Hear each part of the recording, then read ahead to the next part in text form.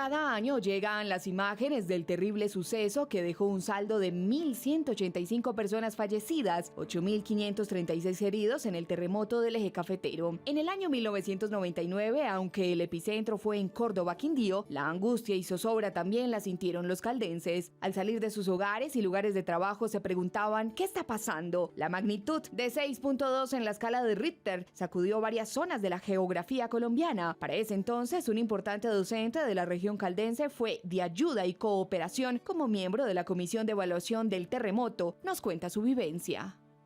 Los daños se concentraron mucho en el Quindío, entonces aquí en Caldas sí sentimos unas sacudidas, pero no tan intensas como las que ocurrieron en el caso del Quindío. Caldas se ubica dentro de los patrimonios del paisaje cultural cafetero, pero su geografía sigue representando riesgos para actividades volcánicas sorpresivas y en caso de movimientos telúricos podría quedar destruida por completo, pues la mayoría de su arquitectura considerada como patrimonio cultural se puede ver afectada. El Eje Cafetero está localizado en una de las zonas de alto riesgo sísmico de Colombia. Identificaron un poco más esas ondas sísmicas, se sintieron más e hicieron un poquito más de daños que en los suelos duros. Entonces estoy hablando de lugares, por ejemplo, como las zonas vecinas al Parque de Caldas, viniendo por la avenida Santander, tenemos también suelos blandos cerca del cementerio, los tenemos aquí cerca de la zona de Palo Grande, pero en el centro,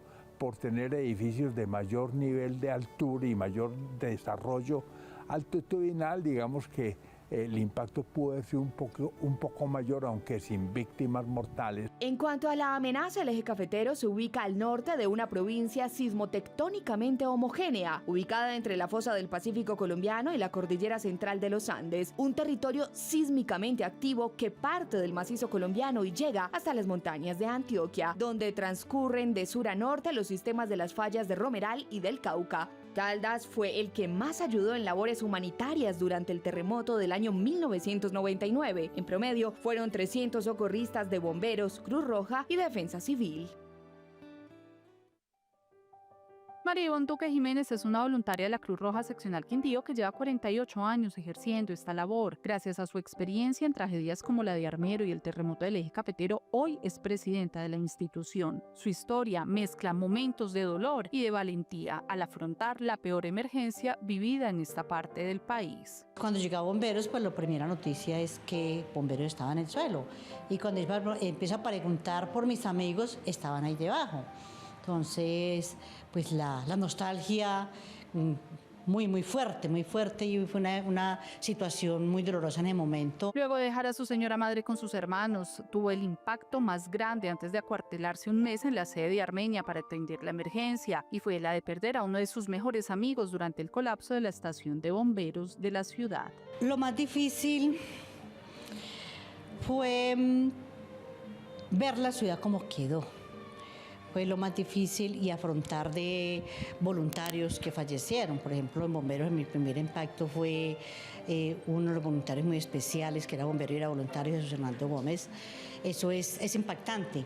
Y empezar a llegar los voluntarios y a contar tragedias de sus familias, eso era muy impactante. Aunque tenían su armadura azul, María Ivonne y sus compañeros, al igual que cualquier ser humano, también sintieron miedo e impotencia. Nosotros, por ejemplo, para salir en las noches ya nos daba susto como voluntarios, porque todos somos conscientes que llegaba gente a hacer otras cosas diferentes, a atender. Así como llegaba la gente a buscar a su familia, llegaba gente en condición diferente. Entonces eso nos afectaba a todos también como grupo de socorro. Aunque el terremoto del Eje Cafetero dejó huellas imborrables de dolor y desolación, para María Ivonne y su institución fue una oportunidad para crecer. Cada día es un aprendizaje.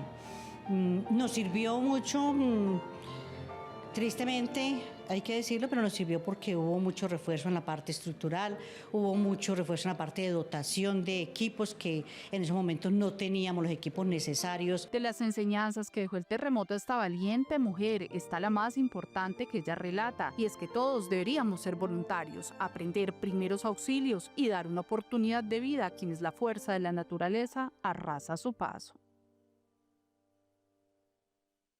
Con el terremoto del Eje Cafetero de 1999, también conocido como el terremoto de Armenia, que ocurrió el lunes 25 de enero de ese año a la 1:19 de la tarde. Duró solo 28 segundos. La magnitud fue de 6.1 escala Richter, profundidad 17 kilómetros, víctimas 1.185. Recuerdo que iba con mis dos hijos, que pues para esa época tendrían que 10 años, 9 años. Los iba a llevar a la escuela, ellos estudiaban en un centro educativo público. Y cuando iba subiendo por la calle 21, yo sentí que el carro se movía mucho, pero al mirar, yo venía manejando, vi una gente que corría y entre ellos había un señor vestido de blanco, un carnicero con un cuchillo. Yo una pelea. Cuando llegué a la parte ya alta, antes de la 13, llegué a la 12, sentí que era un terremoto y dije, Dios mío, me orillé a un lado, verifiqué que no hubiera ninguna cornisa ahí como en la carrera y me bajé del carro con mis hijos inmediatamente como a correr hacia el Parque Olaya. Quiero decirle, John Jairo, que lo más triste y lo que más me generó fue ver caerse el edificio de la droguería alemana y algunas edificaciones, entre ellos la iglesia del Perpetuo Socorro. Luego, Álvaro Suárez, periodista del diario La Tarde. A salir con un extra a las 6 de la tarde. Entonces, enseguida salimos, organizamos equipos de trabajo y apenas salimos empezamos a ver la ciudad en el suelo. Una niña sin la pierna en la carrera octava entre 18 y 19, químicos que quedaba aquí en la 20, 21, abajo con 10, un incendio tremendo allí, todo se vino abajo, o sea, empezamos a ver la ciudad en el suelo y empezamos a ver la magnitud ya de lo que realmente había pasado. Las lágrimas aún hacen ruido al caer, pero el eje cafetero está más pujante que nunca.